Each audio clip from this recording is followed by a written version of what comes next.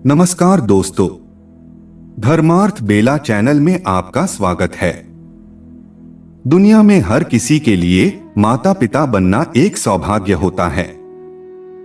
इस दिन आपके सपने एक नन्हे शिशु के रूप में हकीकत बनते हैं।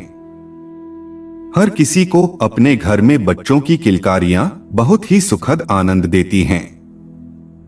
वैसे तो रोना किसी का भी अच्छा नहीं लगता, लेकिन जब घर में नन्हा मेहमान आता है और जैसे ही उसके रोने की आवाज आती है, घर के बाकी सदस्य खुशी से उसके लिए स्वागत गीत गाने लगते हैं। शायद यही एक मौका है जब रोने पर जश्न मनाया जाता है। बच्चा जब पैदा होता है तो उसके रोने को लेकर आपने तरह तरह की बातें सुनी होंगी। कई बार बच्चा जब जन्म के तुरंत बाद नहीं रोता है तो डॉक्टर या नर्स उसे प्रयास करके रुलाते हैं।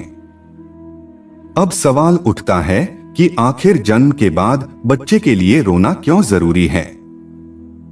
वैसे तो इसके पीछे एक पुरानी मान्यता है जिसका वर्णन हमें विष्णु पुराण में मिलता है, परंतु इसके साथ ही चिकित्सा जगत में भी चिकित्सीय दृष्टि से इसके पीछे के कुछ कारणों को बताया गया है। पहली बार बच्चे का रोना न सिर्फ सेहतमंद तरीके से प्रजनन का संकेत है, बल्कि बच्चे के रोने से उसके फेफड़े भी सांस लेने के लिए पूरी तरह तैयार हो जाते हैं। अगर जन्म के बाद बच्चा रो देता है तो समझो आपका बच्चा स्वस्थ है, और अगर वह नहीं रोता तो ये एक चिंता का विषय हो सकता है। दरअसल बच्चा जब रोता है तो ये साफ हो जाता है कि बच्चे के फेफड़ों तक ऑक्सीजन सही तरीके से पहुंच रही है और बच्चा पूरी तरह से स्वस्थ है।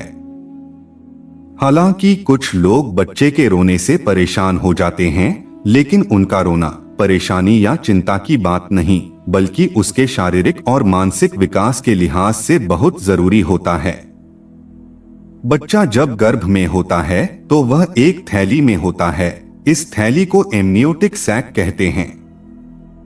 इस थैली में एमनियोटिक द्रव भरा रहता है, इस कारण शिशु के फेफड़ों में ऑक्सीजन नहीं होती है। गर्भ में होने के दौरान शिशु को सारा पोषण मां से गर्भनाल के माध्यम से ही मिलता है। जब बच्चे का जन्म होता है तब भी वह इस गर्भनाल से जुड़ा रहता है, जिसे गर्भ से बाहर आने के बाद काट दिया जाता है। इसके बाद बच्चे को उल्टा लटकाकर उसकी पीठ पर थपकी देकर उसके फेफड़ों से एमनियोटिक द्रव को निकाला जाता है, ताकि बच्चे के फेफड़ों में हवा जा सके। जब बच्चे के फेफड़े से एमनियोटिक द्रव निकल जाता है तब उसके फेफड़े सांस लेने के लिए तैयार हो जाते हैं और बच्चा रोने लगता है, जिससे पता चलता है कि बच्चे के फेफड़े स्वस्थ हैं और बच्चा भी ठीक है।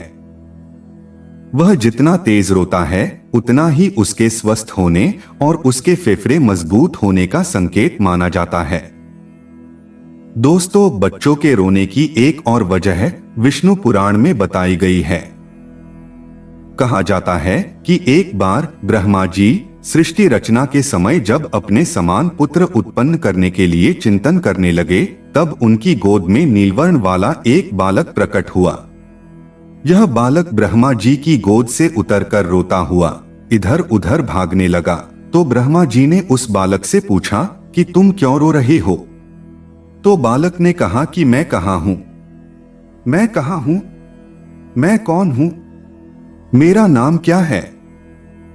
इस पर ब्रह्मा जी ने उसे बताया कि जन्म लेते ही तुमने रोना शुरू कर दिया, इसलिए अब से तुम्हारा नाम रुद्र है। ब्रह्मा जी द्वारा नाम बताने के बाद वह बालक 7 बार फिर से रोया, इसलिए ब्रह्मा जी ने उसे अन्य 7 नाम और दिए। इस तरह रुद्र के 8 नाम हो गए। दोस्तों, विष्णु पुराण के अनुसार माना जाता है कि तभी से बच्चों के जन्म के बाद रोने की परंपरा शुरू हुई। वीडियो को अंत तक देखने के लिए बहुत बहुत साधुवाद। जय श्री कृष्णा।